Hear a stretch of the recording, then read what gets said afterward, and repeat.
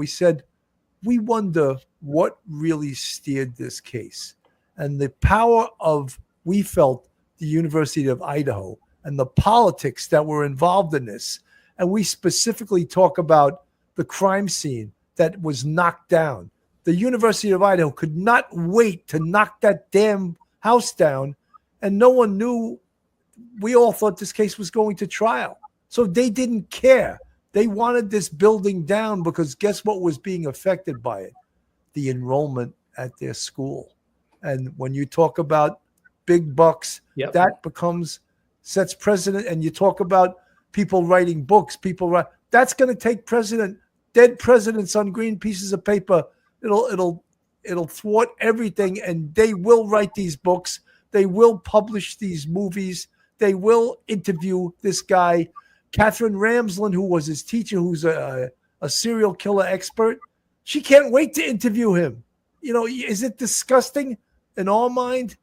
Yeah, I think it is. I think most of us here think that's disgusting that these people are making money above everything else. Hey, when I see Tom Selleck on TV, he's 80 years old. He did 9 or 10 years of Blue Bloods. When I see him do a commercial for reverse mortgages, I want to call him up and say, are you kidding me? Are you kidding me? That's probably the worst thing you can do in your life is have a reverse mortgage, and you're selling them to these poor old people.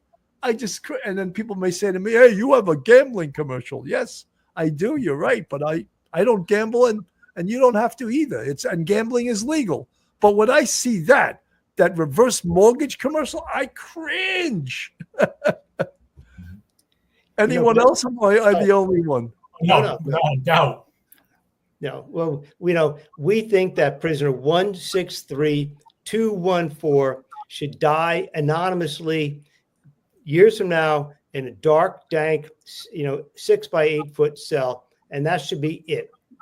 We would like to see him disappear from mainstream thought, but it all comes down to money. So as much as we think that people should feel that way about him, there are people who look at him and say, I can make money if I can get an interview with him. I can make some money if he'll send a letter to me and I could put it on the internet. There's always a way to make money from something horrible. And this is what people do. So yes, I agree with the listener. As far as I'm concerned, this is a terrible thing, but we're capitalists in a capitalist society, and money talks. So absolutely. When they was just showing the prison and the barbed wire and the cells, the isolation and all of that stuff, many people out there would think, oh, how horrible to put a human being in one of those cells. Except, Jay, you've dealt with these people for 20 years. I dealt with them on the other side of the fence. I put them in there, and so did Mike. But when you had to live with them, and you realize a lot of these devices that you put human beings inside are protecting another human being from being attacked by them. Absolutely. We had this conversation, off camera last week. And again, before I started, there are my views on, and I will fully admit, this is an absolutely selfish and self-fulfilling policy and viewpoint that I have, but hear me out. Before I started working in the prison system, I felt the same way everybody else. Like, this is ridiculous. They should sit in their cells. They blah, blah, blah, blah, blah. And then I started working in the prison system, and I realized that when they had the TV in their cell, they were in their cells watching TV. And they were on there, we had, whether it was a TV or, something, they had Game Boys, they had CD players, they had all these things. And what that meant was they were in their cells, they were playing their Game Boy, they were watching TV. They were not thinking about stabbing me. And my very selfish attitude is any time not spent thinking about stabbing me is productive time. So again, completely selfish. I fully admit it. But as a staff member in there, and I say it kind of jokingly, but the reality is we have almost 2 million people incarcerated right now.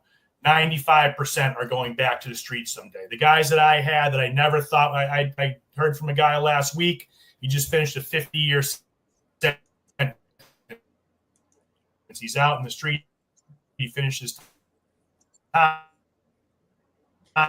I'm going to put Banfield back on, and we'll get his Wi-Fi going Every better. place is a little different, and I think a I lot heard of he was people out, are upset have a about the TV. fact Why that may they, why prisoners they may are have given these all that, rights and privileges that a lot of people lounge think time they in their should. cells with entertainment. I've Absolutely. Let me go back to Banfield. also heard another story which is crazy, Bryan, and that is that they're watching true crime. These are criminals who have committed true crime being entertained by shows about true crime, which is just sort of an irony that blows your mind. Talk to me about the death row inmates, though, because he was likely going to be one of them. Is he going to be housed near them? Will he be able to talk to them? Will he ever see them and think, well, I could have been you, but I'm here? No, so they're kept totally separate. They're in the same prison. I think there's 8 of them who are here. I think that's the number they gave us. They're actually kept together, like in a pod together. So Bryan Kohberger will not be associated with them. Really, I don't think he's going to be associated with much of anyone, at least to begin with. Eventually, it sounds like he could sort of move up to where he would get some socialization with other prisoners who they deem don't want to hurt him.